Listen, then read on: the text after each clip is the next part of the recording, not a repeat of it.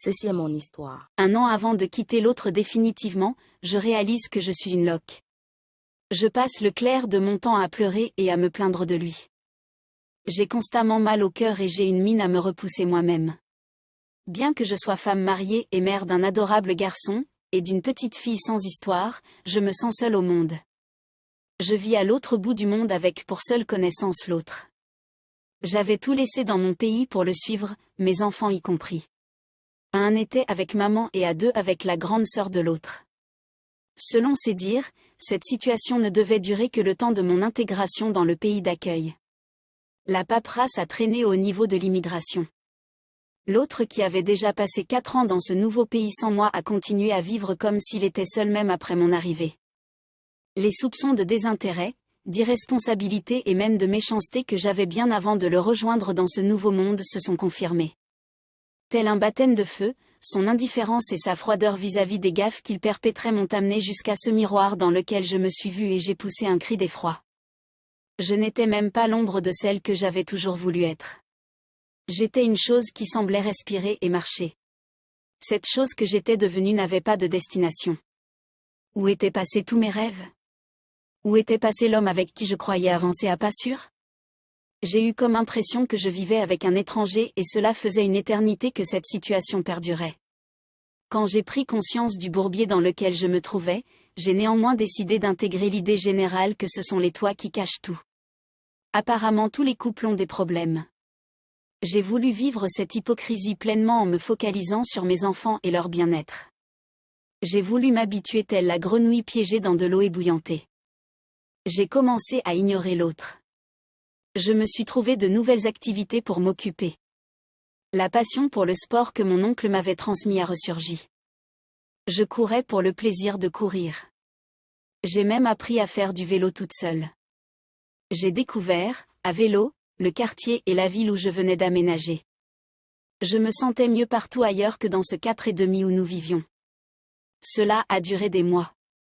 J'ai eu le temps de comprendre ce que Nietzsche voulait dire quand il a écrit « Celui qui combat des monstres doit prendre garde à ne pas devenir monstre lui-même. » Et si tu regardes longtemps un abîme, l'abîme regarde en toi. On n'était pas seulement comme des étrangers, des colocataires vivant sous le même toit, on était des adversaires, des ennemis. L'autre, au lieu d'assumer ses erreurs et nous proposer un nouveau départ comme je souhaitais toujours au fond de moi, a préféré me dénigrer auprès de sa famille. Aux yeux de ma belle famille, et de ses nouveaux amis, j'étais la méchante. J'étais une femme camerounaise qui avait oublié ses repères. J'étais devenue celle qui sortait et rentrait comme bon lui semblait, j'étais devenue celle-là qui ne prenait pas soin de sa maison et de son mari. Même si ses amis de longue date et moi avions toujours le même lien fort des années de fac, mon esprit restait meurtri quand je voyais que son nouveau groupe d'amis croyait en ses mensonges sans me connaître.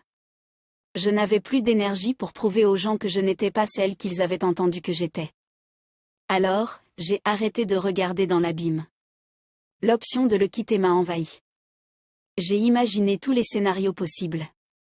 Les regards sardoniques qui me suivraient dorénavant, les paroles moqueuses qui se bousculeraient, les pressions que me mettraient mes amis avec leurs questions, la honte que connaîtrait ma famille. Je n'étais pas prête à partir, mais je n'étais pas prête à rester non plus. Mon mariage était devenu pour moi un trône enflammé sur lequel j'étais majestueusement assise, ma couronne d'épines sur la tête et mon anneau mutant au doigt. Je suis restée aussi longtemps sur ce trône parce que j'espérais épargner aux personnes que j'aime cette même désillusion que j'avais connue. J'ai voulu entretenir l'apparence en espérant qu'un jour je me réveillerai et je retrouverai l'autre, authentique, comme je l'avais connu à la cité universitaire. Mon âme était déchirée. J'ai parfois cru que cette nouvelle moi dont il parlait pour se dédouaner de toute responsabilité existait vraiment. J'essayais d'être forte. Ne dit-on pas qu'il faut se battre pour son couple ? Mais plus je me battais, plus je me perdais.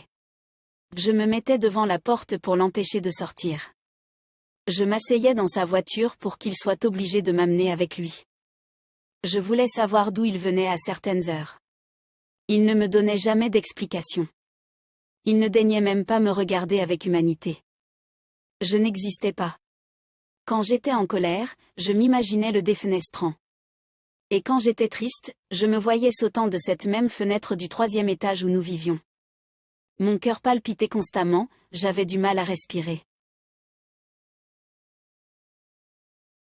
Les romans et les séries qui m'aidaient à traverser les longues et impitoyables nuits de solitude hivernale ont progressivement laissé place aux articles et vidéos sur la dépendance affective.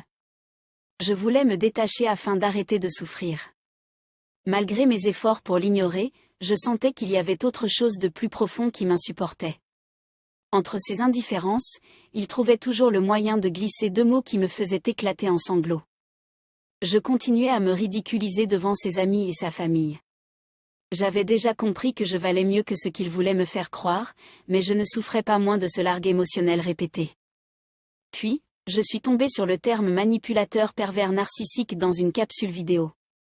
Là, j'ai senti qu'il y avait un lien fort entre nous, ce terme, l'autre et moi. J'ai effectué des recherches sur le sujet et j'ai trouvé le livre d'Isabelle Nazaraga, Les manipulateurs sont parmi nous. Dans les pages qui vont suivre, je vais d'abord définir ce terme qui a bouleversé mon existence, avec d'autres termes qui y sont attachés, en prenant le soin de faire le lien avec mon histoire. Ensuite, je vais présenter ma longue marche hésitante jusqu'à ma prise de conscience et ma libération complète.